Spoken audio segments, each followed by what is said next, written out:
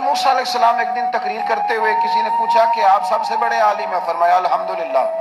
تو اللہ کریم نے فرمایا نہیں ہے موسیٰ کلیم آپ سے بڑے بڑے بھی ہیں۔ تو حضرت موسیٰ نے کہا کہ اے اللہ وہ جو مجھ سے بڑا ہے عالم ہے وہ کہاں ملے گا جس سے میں حکمت کی بات سیکھوں؟ تو فرمایا جہاں مجمع البحرین ہے نا، دو دریا ملتے ہیں، وہاں وہ ملے گا۔ حضرت موسیٰ کلیم سے اللہ نے فرمایا کہ جاؤ جہاں دو دریا ملیں گے نا وہاں تمہیں وہ شخص ملے گا۔ تو یا اللہ میں کس طرح؟ فرمایا زادرہ ساتھ لے جاؤ، کھانے پینے کا سامان۔ حضرت موسیٰ کلیم لے گئے، مچھلی بھی لے گئے۔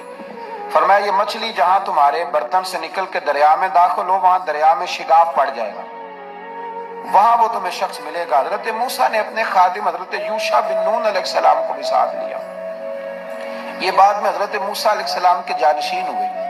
یہ دونوں سفر پہ نکل گئے، ایک جگہ پہ پہنچے جہاں پہاڑ تھا، ساتھ دریا بھی تھا، اس کے نیچے آرام کرنے لگے۔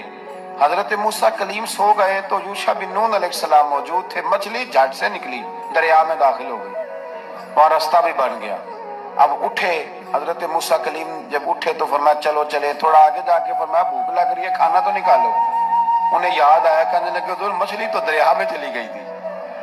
فرمایا تو نے بتایا نہیں، وہی تو ہماری منزل تھی جہاں مچھلی دریا میں گئی۔ پھر وہاں سے واپس آئے قدموں کے نشانوں پہ، وہاں پہنچے جہاں مچھلی گئی تھی تو وہاں ایک شخص لیٹا ہوا تھا چادر لے کے۔ آپ نے سلام لی تو انہوں نے کہا وعلیکم السلام یا موسیٰ کلیم اللہ۔ تو آپ نے فرمایا آپ کون ہیں؟ فرمایا میں وہی ہوں جس کو آپ تلاش کر رہے ہیں۔ تو فرمایا آپ نے مجھے کیسے پہچانا؟ فرمایا جس رب نے تمہیں بھیجا ہے نا اس نے ہی مجھے بتایا ہے کہ موسیٰ آ رہے ہیں۔ وظیفہ ہے پورے رمضان کا، یہ بخاری میں حضور نے بتایا ہے۔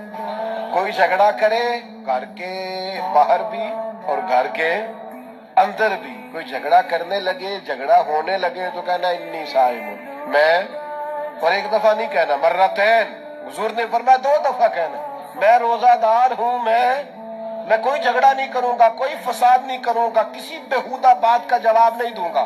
کیوں؟